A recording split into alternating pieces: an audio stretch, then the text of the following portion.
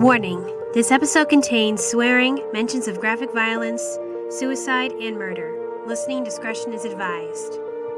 Konnichiwa, angels and demons out there. Welcome to Beauties and Beasts, a podcast of all things Beauty and the Beast. I'm DF, and today I'm going to talk about one of the weirdest fictional relationships I've ever seen. I know I say that a lot, but this one really takes the cake. It's a relationship that's so messed up, and yet you can't help but fall in love with it. Whether you ship these two platonically or romantically or familially, though I would not recommend the romantic. Why? Because it involves a 20-year-old scythe-wielding serial killer and a 13-year-old girl, who is not everything she seems to be. Angels of Death, or Satsuriku no Tenshi, began as a horror adventure video game in 2016 from Hoshikuzu KRN. Note, I do not speak Japanese. I'm sorry if I butchered that. It was adapted into a manga in 2017 and then an anime the following year. I came across the anime first at the start of the pandemic looking for something to binge, and this, along with Assassination Classroom, was one that really stood out to me with its unique concept and compelling, albeit psychotic characters. Seriously, everyone in this story is a psychopath, and it's not for the faint of heart, but damn is it good! Now, as I'm going through the plot summary, note that there are hardly any differences between the anime, manga, and game, except in the manga and anime, some extra scenes and character backstories are added, and, of course, least likely to come across a game over screen when you're watching the anime, as well as some minor changes in dialogue. I'll mostly be quoting from the English anime dub, but the basic themes are the same. That said, spoiler warning if you've not encountered either the game, or the manga, or the anime. Okay, I see there's confusion in the chat. Sorry, I accidentally sent the link to the co-host rather than just enter the chat. I'm sorry. Yeah, that is why I sent another link. Anyway, I'd like to thank my $5 plus patrons, Arvin Joshua Rocks 15, Bella Pink Savage, Cosmic Trail, Nala X Simba, and Tyrannosaurus Venom for their continuing support. When this series ends this year, the patron program will transfer onto Patreon. You can show your support by buying my merchandise on Redbubble, including merchandise for this podcast, my webcomic, queer-coded, LGBT flags, and merch in support of the Ukraine.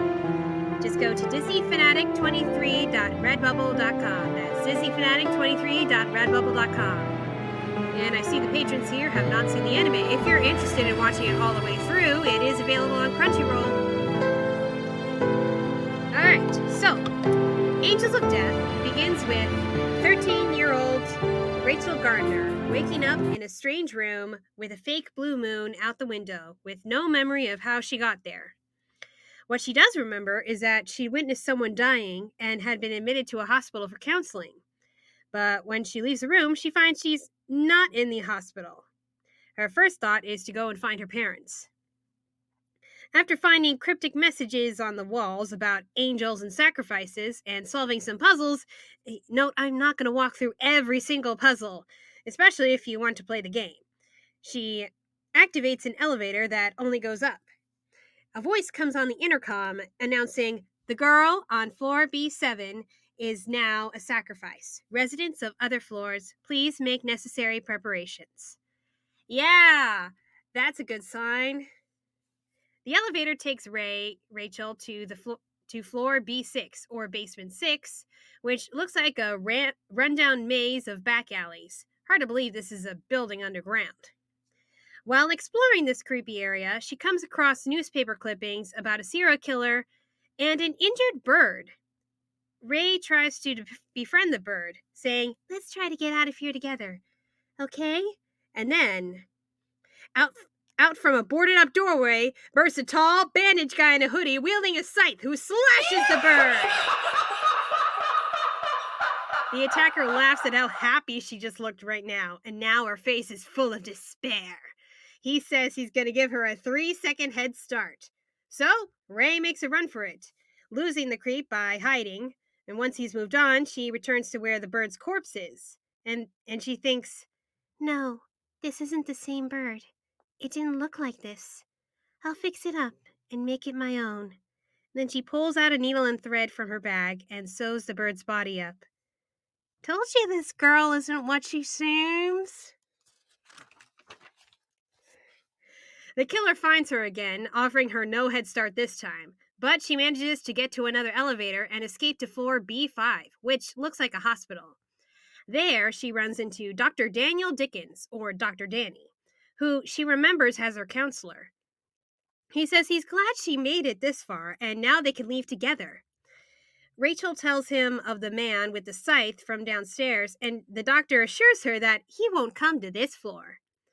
As the doctor leads her to an operating room, he gives up a whole lot of red flags, going on about how one of his eyes doesn't work so well as he was born without an eye socket, and he wishes he could have beautiful eyes like Rachel's. Not creepy at all. And then in the back room, Rachel finds an assortment of eyeballs in jars. And when she tries to run, the doctor says, "This is my floor, and I can't let you get into one of the other floors or I won't be able to do what I want with you. And I want those gorgeous little peepers of yours. Much like my mother's when she killed herself. So beautiful, if only not so terrified right now." Oh, God. But man, I've rewatched this scene so many times, I can't believe I can quote this without actually looking at my notes. Rachel has no idea what's going on, and she says she just wants to see her mom and dad. And the doctor says, "Oh, you'll see them all right. They're waiting for you in hell."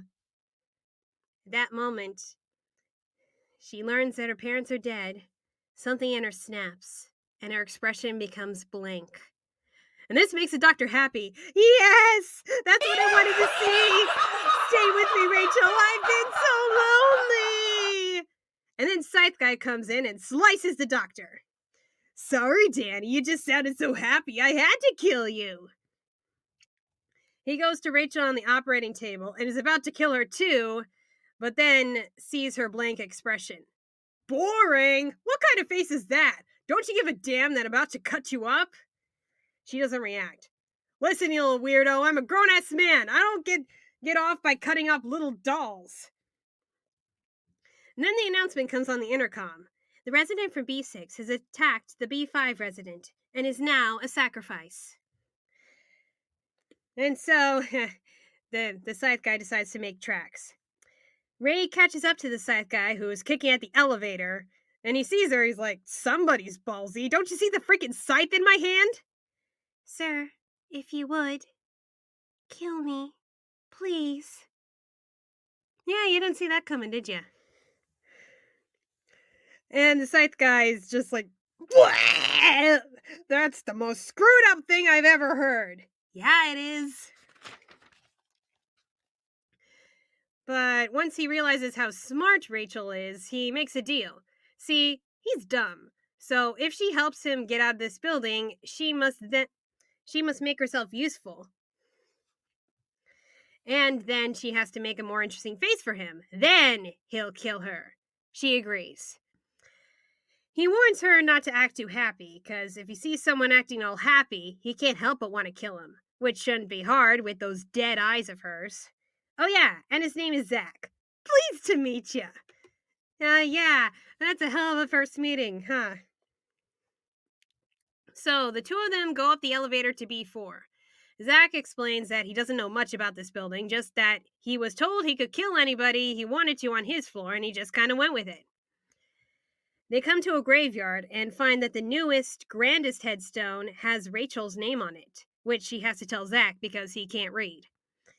Beside it is another fresh grave with a lump of a rock for a headstone that Zack supposes is supposed to be his. He wants to smash it, but Ray says that he'll break his scythe. She feels a draft coming through a small hole in the wall and offers to investigate, and Zack's like, "How do I know you won't try to run?" "Why would I do that? You haven't killed me yet." So she goes exploring the hole and asks Zack to search the graveyard for a trigger that could open another door.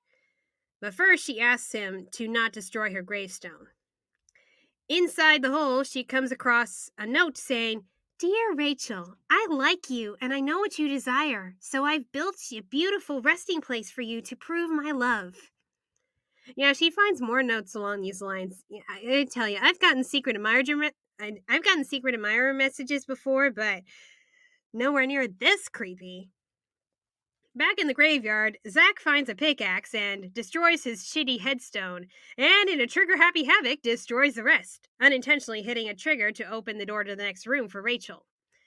In there, she finds files on people who died in this building, no doubt the occupants of the other graves, as well as her own profile, and one of Isaac Foster, birth date unknown, estimated age 20, suspected culprit in a string of murders.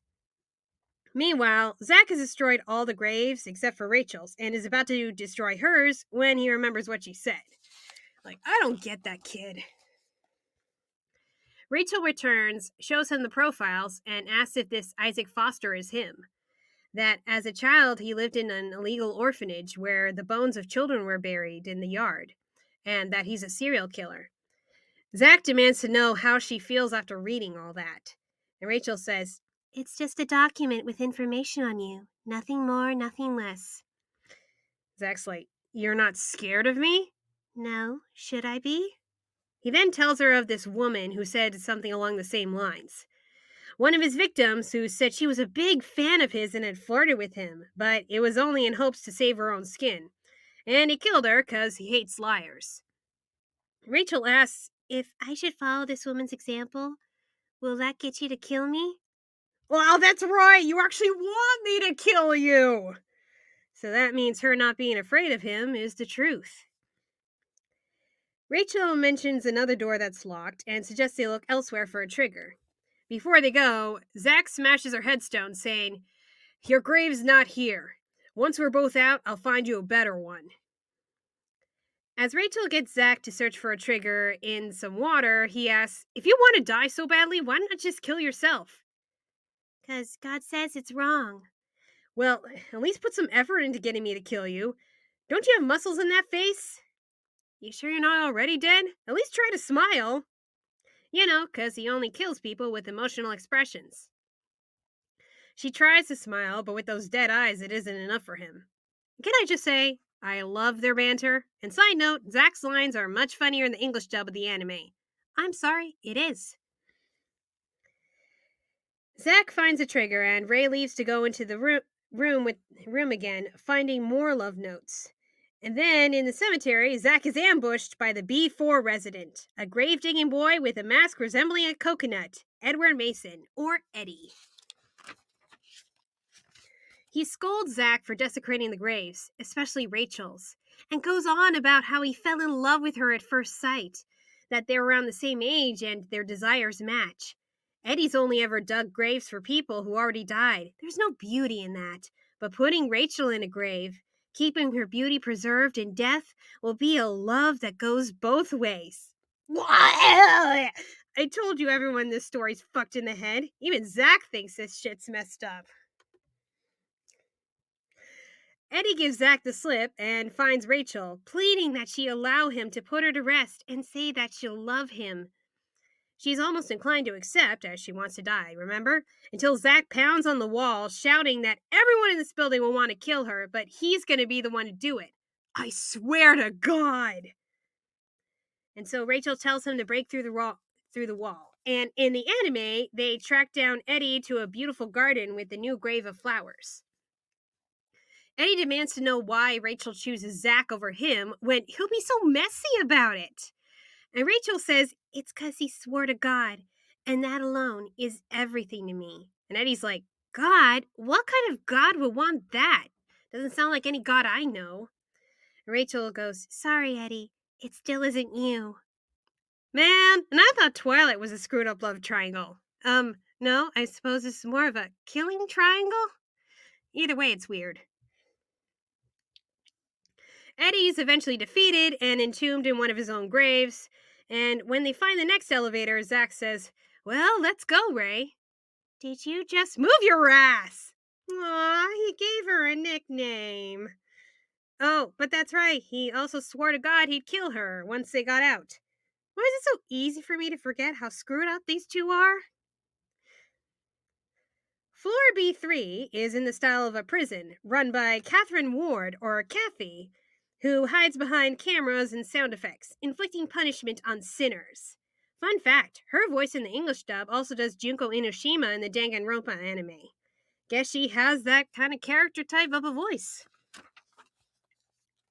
Kathy gives Zack and Rachel a choice to suffer punishments or stay locked in a cell forever, and Zack's like, screw that! So after taking some mugshots, they dodge punishments based on executions for criminals, from the firing squad to the electric chair, which Zack somehow survives, to the gas chamber. After escaping the gas chamber, Rachel gets exhausted after breathing in the gas, so Zack pulls her out of the camera's view so she can get some rest, noting how she looks like a doll even while asleep. With nothing better to do, he falls asleep himself, dreaming of his past when the people who ran the orphanage forced him to bury the body of a dead child out back, having the trash take out the trash, as they said. Now, here's where the anime differs from the game. When Rachel and Zack wake up, the next challenge involves one of them being the navigator and the other the worker. Rachel chooses the navigator as it involves reading and solving a puzzle, and she instructs Zack to move some dolls in a dollhouse that Kathy made. Unbeknownst to Ray, it's a reenactment of little Zack disposing of a child's body for the orphanage people. Kathy teasing, "Do as you're told, Zack!" Just as the orphanage lady told Zack to do as he's told, that he's nothing but a freak and a tool. Kathy also says, "You act like you both want the same thing, when really each of you is using the other as a tool." And when Zack's done with the dollhouse, he smashes it in anger. In the next room, Zack and Rachel are separated with a plate of glass, a syringe on either side. Kathy comes in and says one syringe has a healthy dose of vitamins, the other is a deadly poison that causes nightmares. The doors will open once both syringes are injected, and switching is allowed. They can't tell which syringe is which, so Rachel offers to take them both, even though it could potentially kill her. But Zack insists that he's nobody's tool, but he'll let her use him just this once, and takes both syringes. This doesn't kill him, this guy's built like a tank, but once he reunites with Rachel, he's overwhelmed with bloodlust to kill her, regardless of her face. And Rachel says, "That's fine with me, but is it all right with you?" After all, if he kills her, now she can't help him escape, and her face is all wrong. She's not giving orders or asking for favors, just asking, for his sake, "Is it all right with you?" And nobody has ever asked that before, giving Zack a choice here. Unfortunately, Zack is unable to hold himself back, thinking back on how happy the orphanage people looked when he buried the body, and after seeing a slasher film on TV, he stabs them in their sleep. So, Zack tells Rachel to run and not let him kill her just yet. So, Rachel runs as Zack loses control, but reaches a dead end. Kathy uses her wall guns to shoot Zack in the leg and proposes a duel to the death, and tosses Rachel a revolver. Although Zack insists she shoot him, she won't, declaring that they're not tools. To kill or be killed are their own choices to make. So, Zack tells her to smile, but her eyes are still dead, and he's so happy thinking of how it would be to kill her with a real smile that he stabs himself, which disappoints Kathy. But Zack is somehow still alive. How's this guy survive getting electrocuted and slashing his stomach open? I swear he's not human. Kathy's about to finish the job when Rachel pulls the gun on her, but it's not loaded. So Catherine shoots the unloaded gun out of Ray's hand and goes to crush Zack to death. Then Rachel saying she can't let Kathy kill Zack, as Zack's the only one who can kill her, pulls another revolver from her handbag and shoots Kathy. Bang, bang. Kathy, still alive, not quite dead yet, laughs at how she's found the perfect criminal and will enjoy punishing her. And then Zack wakes up and slashes her, saying her happiness woke him right up. Once Zack and Rachel make it to the elevator, he commends her badassery and asks where she got that gun. It was in her bag, wrapped in a handkerchief. She notes how happy he looks. Yeah, aren't you happy too? How can these two be so insane one minute and then adorable the next? I can't take it.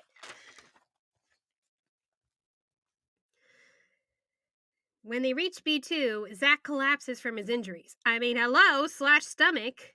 Rachel drags him out of the elevator, but can only take him so far, and offers to go look for some medicine. Just before Zack passes out, he notes the worried look on her face. Why is your face all weird? Because she's concerned about you, you idiot! She's concerned! Rachel searches the floor, finding herself in a church, and then goes on an acid trip, thanks to some hallucinatory gas, where she has to cut out her sins. I'm not going to go through all this because this part's kind of confusing. When she snaps back to reality, she's met with a ghost-eyed priest named Abraham Gray, who claims he isn't going to try to kill her because he has yet to determine what kind of person she is. He offers to take her down to Dr. Danny's floor to get medicine for Zack, provided she undergo a test. See, she can visit the other floors as long as he is accompanying her. Rachel agrees, but checks on Zack first to tell him the plan, and he asks her to stop on his floor, B6, to bring back his knife. Gray's test involves Ray going down to each floor and switching on the power. To do this, she guns down Kathy's prisoners and squishes severed zombified hands on the graveyard floor, saying that they're in her way. Gray asks why she's so determined to help Zack, and she says, well, if he dies, it would be a problem. A problem? He made a promise to God he'd kill me, and if he dies, he won't be able to fulfill that promise. The logic of these people is just, what? When they reach the doctor's floor, not only can Ray not find the medicine, but the doctor's body is gone as well. Gray says the doctor probably took the medicines with him, and he takes her to B6 where she could at least find some bandages. Back on B2, Zack has a flashback to when he ran away from the orphanage and was found by a kind old blind man who didn't even judge him once he learned of Zack's little itch to kill.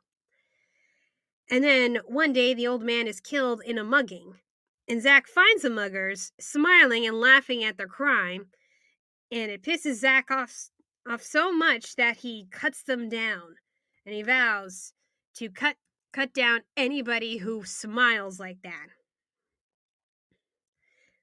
Back in the present, Dr. Danny finds Zack. Turns out he'd been wearing body armor and treated his wounds. Does anybody actually die in this place?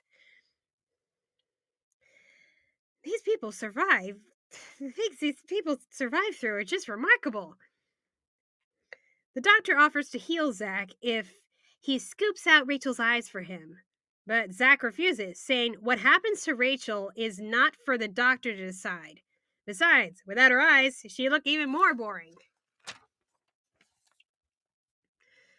Meanwhile, on B6, Rachel finds Zack's knife and fresh bandages, and shocked by the sorry state of his living quarters. Gray takes Rachel back to B2, but Zack is gone, and Gray declares Rachel is to blame for all the tragedy that has happened here. That all her actions are self-serving without a trace of empathy.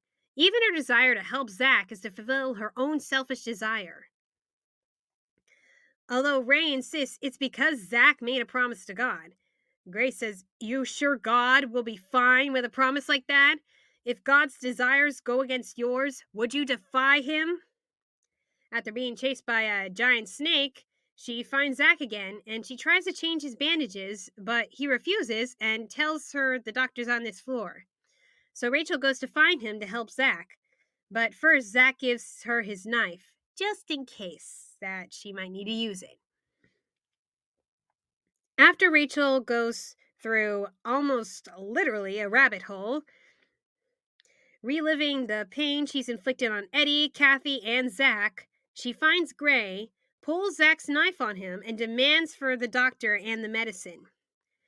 Gray says, "You left Zack defenseless?" He then reveals it was he who brought Zack to this building, and that she's to blame for his suffering. That we angels have been deceived by you, detestable witch. Ray is then put on trial with Eddie, Kathy, and the doctor testifying, essentially holding Ray responsible for all of them trying to kill her and for their own sick obsessions. Oh, sure, like it's Rachel's fault that a grave-digging weirdo tried to put her in a grave and that some pedophilic doctor with an eye fetish tried to scoop out her eyes and some crazy sadistic warden wanted to punish her with a number of things, and yeah, sure, it's all her fault that everybody in this place wants to kill her. Gray declares Ray is merciless, taking from people around her to satisfy her own emptiness, and sentences her to be burned alive like the witch she is. Rachel insists she's not a witch, and none of what Gray says is in the Bible. And Gray says it's because her idea of God doesn't exist, that he's the only God here who can pass judgment on souls. Rachel then feels responsibility, only for Zack, though. That she had something precious and that she ruined it. And it's thoughts of him that pull her out of her hallucination, realizing that nothing on this floor is real. And she asks Gray again to give her the medicine. This time he complies, and she doesn't kill him because he is not in the way. Gray warns Rachel that God detests liars and those whose hands are unclean. Perhaps hers will show mercy, or won't. Rachel returns to Zack with the medicine, and in tending to his wounds, sees the burns all over his body, and stitches him up with her needle and thread, as if she's done this hundreds of times before. Zack asks why she's bothering to help him, and her answer is, "Because you are my god, Zack." What the hell? That's not something you freaking say to people! See, her logic is, because she and Zack made the pact, he is the god who will pass judgment on her. I know.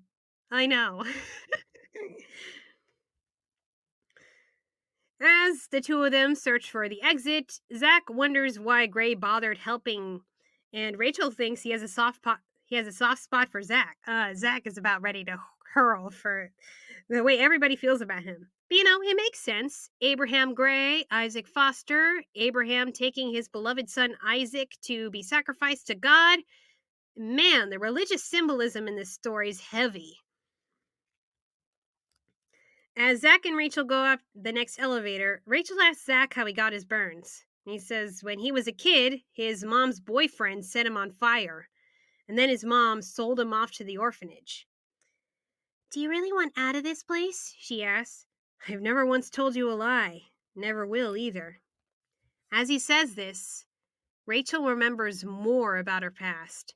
And as they reach B1, she remembers this was where she actually started to begin with. And is now worried Zack is going to hate her because God detests liars and those who are unclean, and she sees him as God. Okay, so you patrons tell me you haven't seen the anime. Where do you think this is going right now? B1 is like a house, and Zack enters a living room to find, on the couch, the bodies of a man and woman stitched together. In a panic, Rachel begs Zack to kill her right now, but he refuses because they're not out of the building yet. And then, upon seeing a Bible, everything comes rushing back to Rachel and she passes out. Zack goes to search on his own, giving Dr. Danny time to lock himself in the living room with Ray. God, I hate this guy. Saying he'll show Zack the way out, only him, but first try to know everything about Rachel. And Zack begrudgingly agrees. As Zack searches the house floor for clues, he's bombarded by booby traps and is rescued from a pit of spikes by none other than Gray. Gray tells Zack of how he's observed the behaviors of those who claim to believe in God and learned that faith can be as blind and ugly as it is beautiful. People are quick to use the Lord as a tool to rebuke those that disagree. How must God feel about this? I mean, he's not wrong. Look at all the destruction and mayhem throughout history that were done in the name of God. Things that have been done recently in the name of God that are just disgusting. So, as a way to study this theological question, Gray placed himself in the position of God in this building and enlisted angels to analyze and judge his test subjects. Angels like Zack, who killed without hesitation. Gray was especially interested in Zack because his heart is pure, ignorant of anything out of bloodlust. But then he violated the rules when he chose to escape with Rachel Gardner, his desires shifting from getting out alone to getting out with Ray. So, Gray asks, what brought about this change? And then Zack, thinking back on all those moments with Ray, says, because she... Nah, I ain't going there. Yeah, we know what you were trying to avoid saying, Zack. You love her. Platonically. So, Gray lets Zack go to solve the puzzle to open the bedroom door upstairs that belongs to the resident of this floor, where he will find all the answers. Meanwhile, Rachel wakes up to Dr. Danny, who shows her the live camera footage of Zack going into the bedroom. And now we know how everybody knows everything about everyone else here, because of all the hidden cameras. Rachel goes to stop him from learning the truth, but it's too late. He enters the bedroom, where a TV plays a news story of the murder of Mr. and Mrs. Gardner, found dead in their house, sewn together. Their daughter Rachel found at the scene disoriented. So patrons, are things starting to make sense to you? Then the TV cuts to a recording of Dr. Danny's therapy sessions with Rachel. And the whole story is revealed. Rachel found an abandoned puppy, and she wanted to take it home with her. But she wanted to ask permission from her parents first, but found her parents arguing, her drunken father beating her mom, neither listening to Rachel. And her mom hits her, blaming her from preventing her from leaving. Rachel went back to find the puppy, supposedly rabid, and she fixed it with needle and thread and brought it home, causing the parents to argue over how messed up their daughter is and whose fault it is for how she's turned out. Rachel then walks in on her dad stabbing her mom to death, and he goes after Rachel, calling her out on killing the dog and then sewing it back up as a messed up way of her taking care of it. Rachel then pulls out her mom's gun, which Mom had been planning to use on Dad, saying she wants them to become the perfect family. And then she shoots her dad and sews his body together with Mom's body. And she tells the doctor that they were happy playing with the puppy for some time until the policeman came and took them all away. And then at the orphanage, she killed another animal and sewed it up so that she could call it her own, like she did with the bird at the very beginning. What did I tell you? Everyone in this place is a psychopath, our sweet little protagonist being no exception. So, after watching the tape, Zack goes back to Rachel and the doctor and asks if she kills everyone who comes to this floor, and if that means she's going to kill him too. Rachel doesn't answer, but Danny explains that he brought Rachel here and requested that Gray make her the angel of B1, But after reading a Bible, she had a mental breakdown and wanted to reach perfection, thinking she could never be forgiven for her sins. That's why she wanted death so badly. She just wanted to be wanted in life and in death. Zack says, making my own decisions is hard enough. Don't ask me to make yours too. I am not your God. So Rachel turns on Zack, saying she still wants to die, but God does not want her anymore, and Zack had given her purpose by becoming a replacement God. But now he doesn't want her.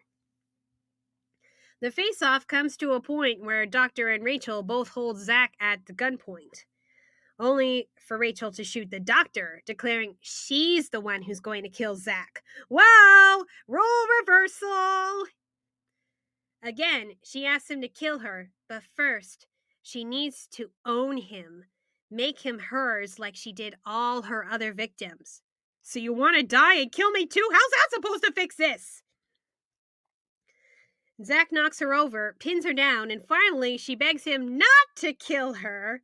Not the way she is right now, now that he is not her God anymore. Yeah, I killed your God. I was a person who promised to kill you, not God. Think I care about you being a sinner? I'm a cold-blooded serial killer! I don't care about God or parents or stuff like that. I decide what to do. Start making decisions for yourself. I'm the one you see with your eyes. It's me you should believe in. Swear that I'm the only one who's going to kill you. Swear only to me, and I swear to you. Man, this is screwed up.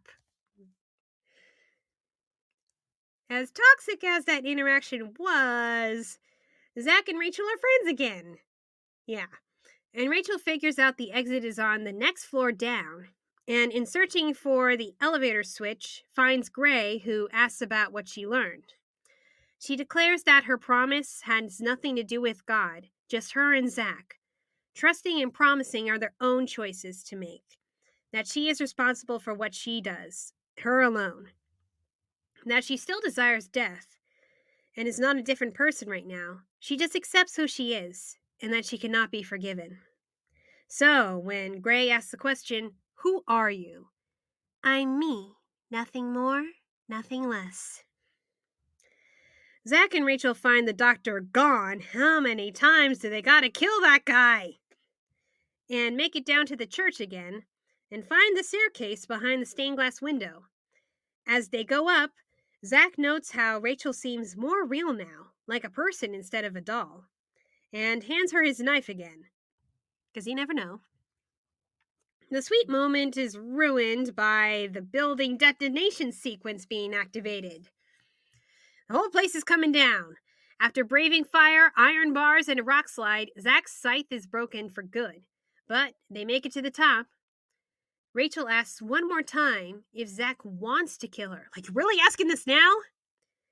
Because now, when she imagines her death, she can only picture herself being all alone. But she would feel better if her death brought him joy. Zack declares that he gave her the knife so she could keep herself alive until he could kill her. And he doesn't do anything he doesn't want, because you hate liars, right? We spent way too much time together. You have. Now you're finishing each other's sentences. Before the two of them can reach the final exit, however, Dr. Danny shows up and shoots Rachel.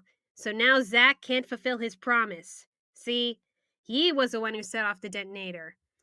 Dr. Danny had wanted to become Rachel's god, giving her everything while Zack gave her nothing. But Rachel says, it's fine if he can't fulfill his promise. A vow cannot be stolen. It is ours to share forever. Gray then shoots the doctor with a crossbow, telling Zack that if he wants to save Rachel, he must carry her to safety now. The two of them make it out of the building while Gray and the doctor perish inside. Outside are the police and an ambulance. Zack, still promising to kill her one day, sets Rachel down and surrenders to the cops. Rachel is healed and taken to a mental hospital, everyone thinking Zack killed her parents and kidnapped her. He denies this, though, but confesses to his actual crimes. He hates lying after all. And one night, at the mental hospital, Rachel's counselor tells her that Zack has been sentenced to death, hoping to ease her mind, but it only brings her despair and emptiness. And then, as she lays down to sleep, who should smash open her bedroom window but Zack in all his scythe-wielding glory. Scythe-wielding glory. Oh God, I messed that up so badly. He broke out of prison to fulfill his promise and asked her to come with him. They jump out the window together. She asks him to kill her, and he says, "If that's what you want, then stop crying and smile." And that's the end. What? No. That can't be the end. That can't be the end. What happens? Shut the... Why do you do this to me? Come on, don't get me all emotional, and then don't give me an actual ending here.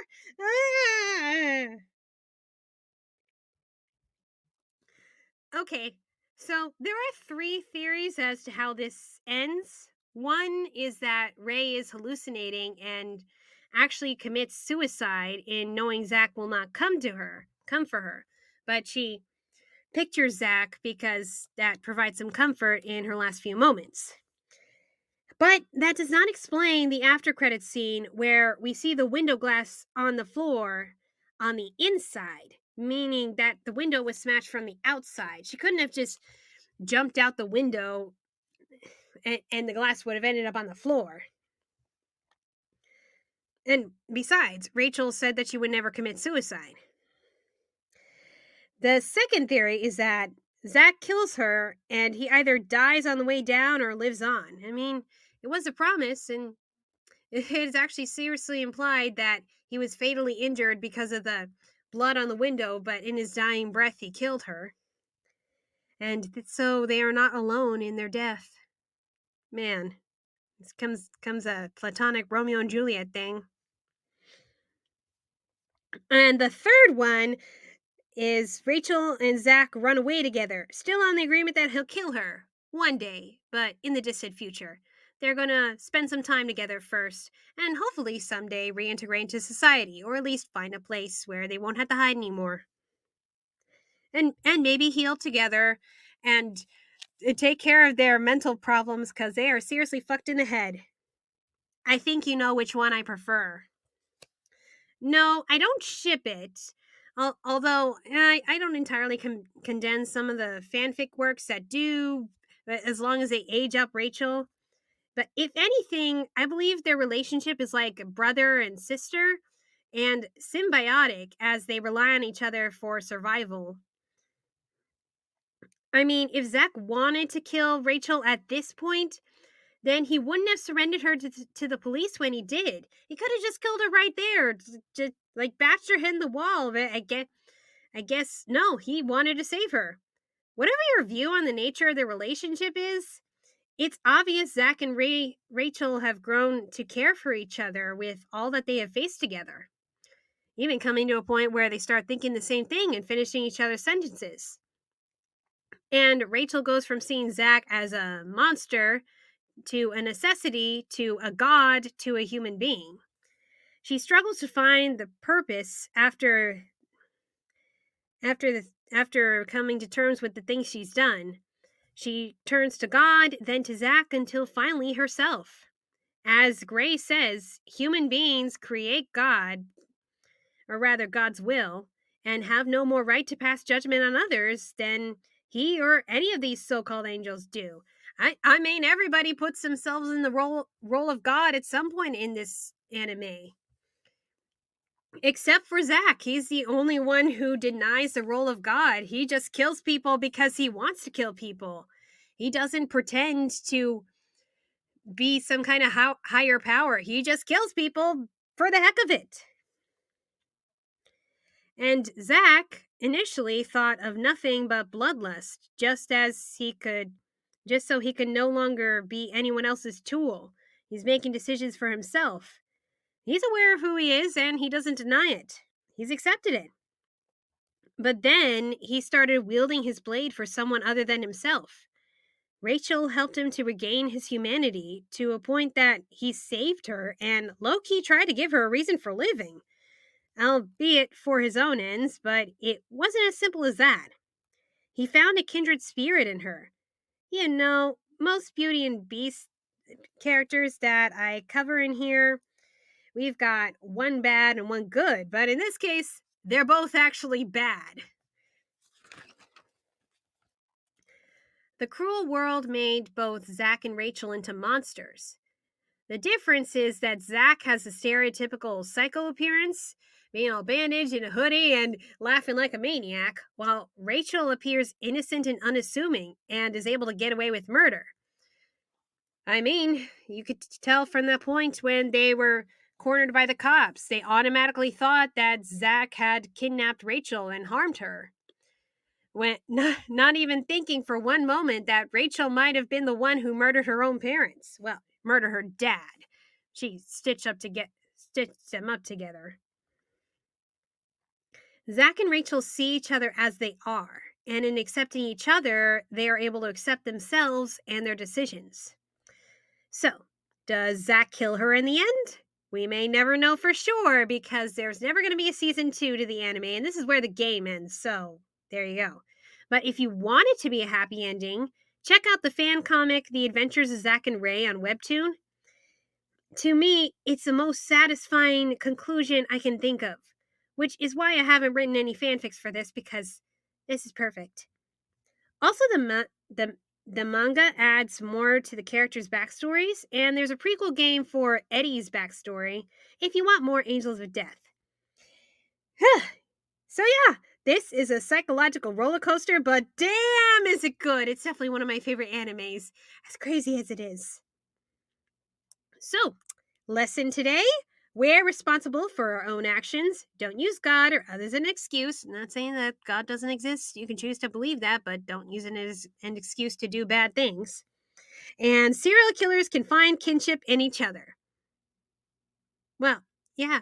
I mean, that's what I picture. That they'll be kind of like a platonic Bonnie and Clyde duo, partners in crime. You'll never take us alive. Okay. Now that I have gone through all that, any questions in the chat? I realize this went on for a while, but I was trying to cover 16 episodes / 4 chapters of a very long video game. The story's long. There's a lot of details. I had to pick and choose which parts I was going to mention.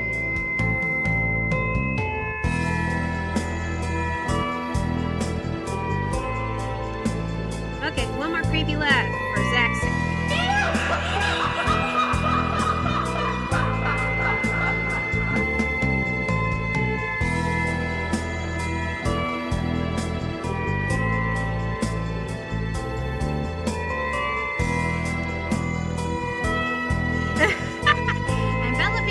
Says, I'm so mentally drained. OMG.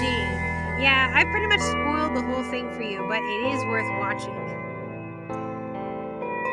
Really do recommend it. Okay, so next up on Beauties and Beasts, I will be covering The Last Unicorn by Peter S. Beagle, which is also an animated movie. And I gotta tell you, it's one of my favorite non-Disney animated movies. And the book is great too.